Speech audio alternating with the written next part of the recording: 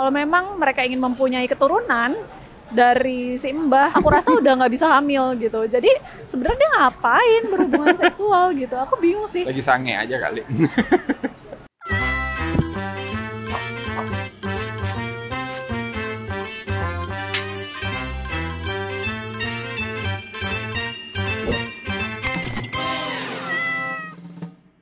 Balik lagi bareng gue Arya. Dan Anti. Dan kalian pasti bingung kenapa bukan Rangga yang ada di samping aku. Aku Ranggi. Dia lagi ada urusan yang penting yang tidak boleh dilewatkan ya. Betul. Jadi doain aja biar urusan cepat selesai. Ya, jadi aku ini ya underdog ya. Underdog sih. Dan sekarang kita mau ngomongin film apa? Kultus. Iblis. Yes. Ntar tuh ada dua lagi yang ada judul Iblisnya. Perjamuan Iblis sama Rumah Iblis. Nah sekarang kita tes dulu nih Kultus Iblis. Oke. Apakah menarik? Apakah bikin melek? Apakah bikin merem? Apakah bikin merem terus? Tidur maksudnya. Dari tahun berapa coba kita mundur dulu ke tahun 2017 Pengabdi Setan. Ah dari tahun itu tuh. Sekarang udah 2023. Gila. Masih ya film horor Indonesia pakai tema sekte-sekte Pengabdi Setan. Iya. Ya sebenarnya apa sih kalau dibikinnya bagus. Berarti maksud kamu ini nggak bagus? Tadi bilangnya nggak apa-apa kalau dibikinnya bagus. Karena ini ceritanya tentang orang yang pergi ke suatu desa. Nah ini nih. Selalu. Film horor Indonesia itu pasti selalu dimulai dari situ. Iya. Orang kota pergi ke desa. Desanya aneh. Ternyata ada pengabdian setan. Iya. Itu adalah premis perempuan tanah jahanam. Jadi kan, Iya benar. Ya bingung emang mau ngomongin apa lagi kalau ngomongin sekte ya. Bedanya sekarang yang ke desanya adalah dua anak muda. Mereka ini kembar. Iya. Diperanin sama siapa yang cowoknya? Fadi Alaidrus sebagai Raka dan Yasamin Jasem sebagai Naya. Dan Jasem ini BTW udah 4 kali loh main film horor. Yang pertama Mangkujiwo 2 ya. Terus ada Kanzab.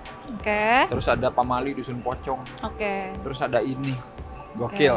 Aku mah nontonnya di Mangkujiwo yang dulu tapi bukan yang ini. Ya udah intinya mereka ke desa untuk mencari tahu masa lalu bapaknya yang baru meninggal ya. Bapaknya itu aku pikir ini loh, punya pabrik rokok. Salah. Beda lapak. Aku suka Yasamin sih.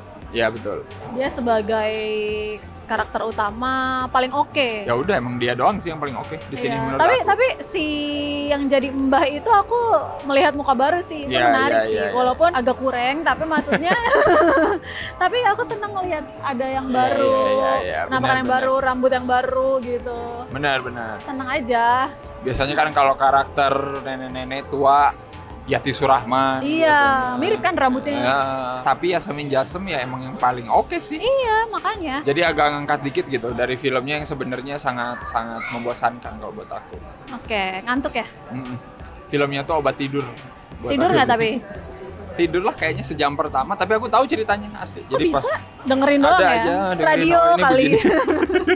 Cerita radio kali. Sayangnya yang jadi saudara kembarnya ini, Fadi Alaidrus ini sangat-sangat kaku menurut aku mah. B aja sih kalau tahu. Iya, tapi intinya jadi kebanting, beda banget gitu. Iya sih. Jadi kayak acting yang benar-benar baru acting, Iya. Nggak luwes. Iya, benar. Aku suka goanya sih.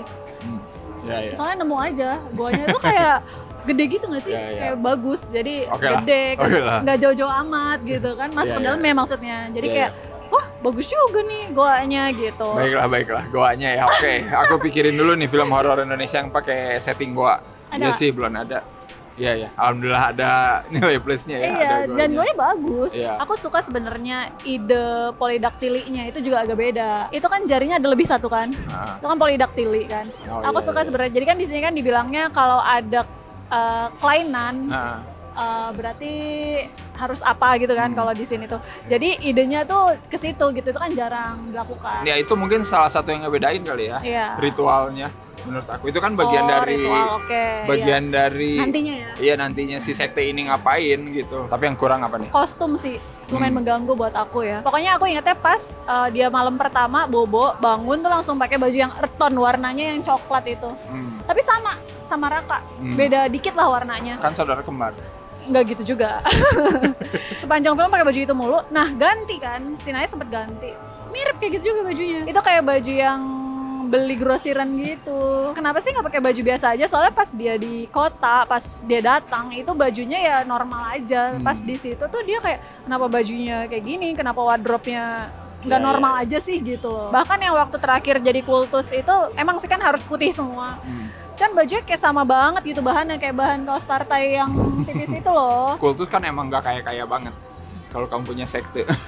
Nah, harusnya dekil dong, agak dekil-dekil dikit. Apa kayak ini tuh kayak baru banget dibagiin jadi gitu. Jadi bajunya harus baju grosiran. Katanya itu kayak baru dibagiin. Mungkin mereka punya ini apa namanya ketua untuk iuran kayaknya.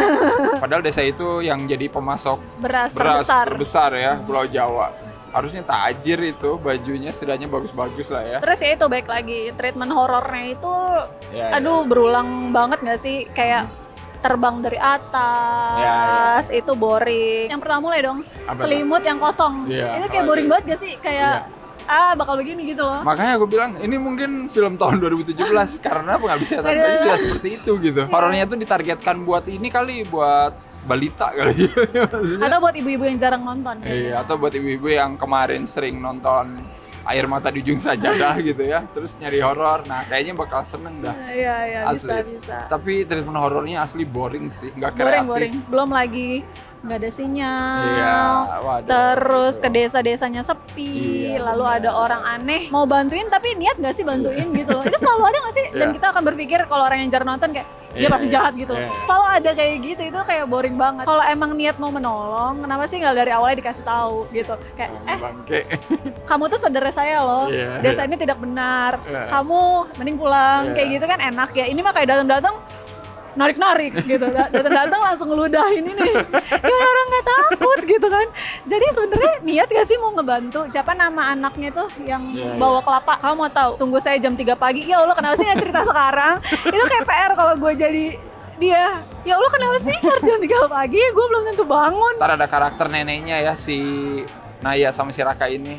Dari awal aja ngomongnya udah aneh. Jadi kayak bikin kita, aduh orang ini aneh gitu. Aku tuh udah males tahu nonton film, pergi ke suatu tempat terus orangnya dibikin aneh untuk ngasih tahu ini tuh aneh dan tidak beres gitu.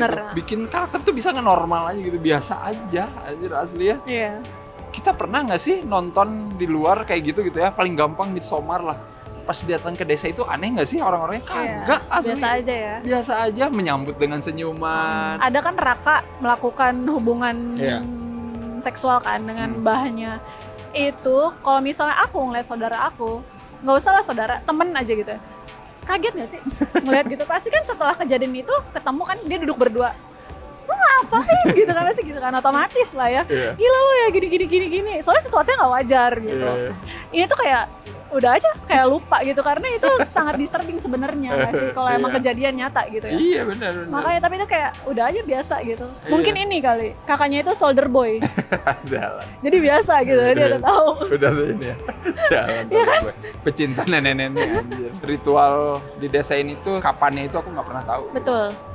Ini yang paling penting sih, rules begini tuh gitu. Itu penting sih, soalnya judulnya adalah kultus. Jadi kita tuh pengen tahu lah, dikasih tahu lah gitu gimana urutannya lah, ABC-nya. Iya, masa gara-gara bapaknya si Naya Raka mati terus mereka datang ke sana pas kebenaran.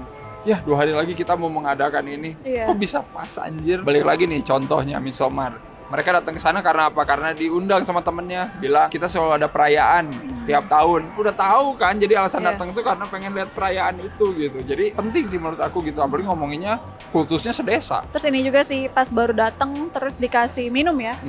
Apa wedang apa? Wedang secang. Nah, wedang secang kayak di dapur Solo ya. Itu banyak rambutnya gitu terus diminum. Itu I cannot. Itu ceritanya buat inilah kali ya, buat memuluskan ritual mungkin. Tadinya pengen kayak gitu kan. Mungkin, nggak tahu. Kan? Balik lagi nih ke Midsommar contohnya ya. Ada yang minum, ternyata itu ada air mens. Iya, ya kan. Tapi kan nggak kelihatan. Maksudnya kelihatan kayak warna aja. Iya. Kali aja sirup mungkin. Kayak aja sirup mungkin. Kalau ini mah kagak anjir, kelihatan. Iya, rambut-rambutnya kelihatan itu. Rambut-rambut terus dia minum aja gitu. Bangsat. Ya meskipun di sini balik lagi si Nayanya berpikir logis, enggak, gue nggak mau minum gitu. Tapi kenapa?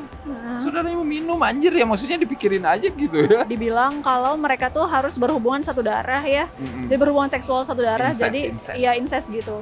Nah di sini ada adegan kayak si Mbah bersetubuh dengan kakaknya which is si Raka itu. Kalau memang mereka ingin mempunyai keturunan dari si Mbah itu aku rasa udah nggak bisa hamil gitu. Jadi sebenarnya dia ngapain berhubungan seksual gitu? Aku bingung sih. Lagi sange aja kali.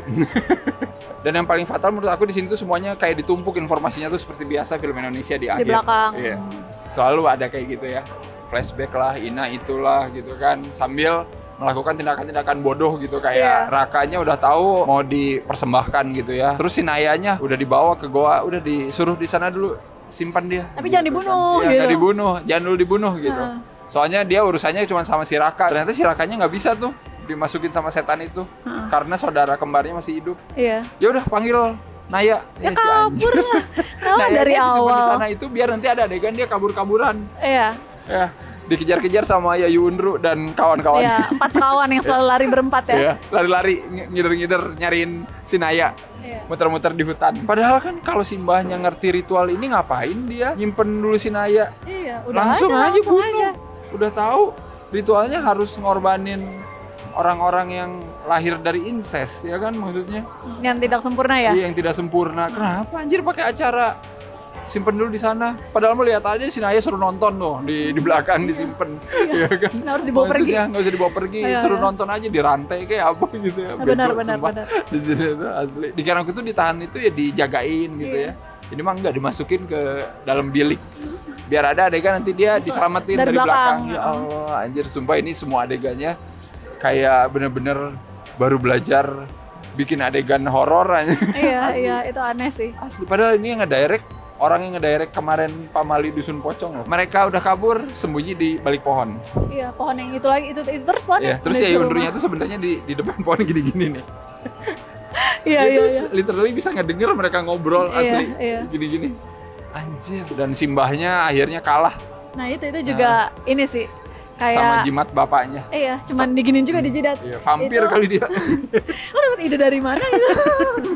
Soalnya nggak ada kata-kata gini cara ngalahinnya atau apa gitu. Dan yang paling fatal sih sebenarnya ini tuh ritualnya jadi atau enggak gitu ya. Nah, itu sih yang tidak jelas. Iya, karena terakhirnya nanti diliatin tetap mereka itu mati gitu. Ya itu kenapa? Dan aku tuh nggak ngerti ini tuh ritualnya tuh gimana. Iya, soalnya kan ada adegan si Raka mau dimasukin yang asap hitam itu kan, terus nggak bisa karena Nayanya belum mati.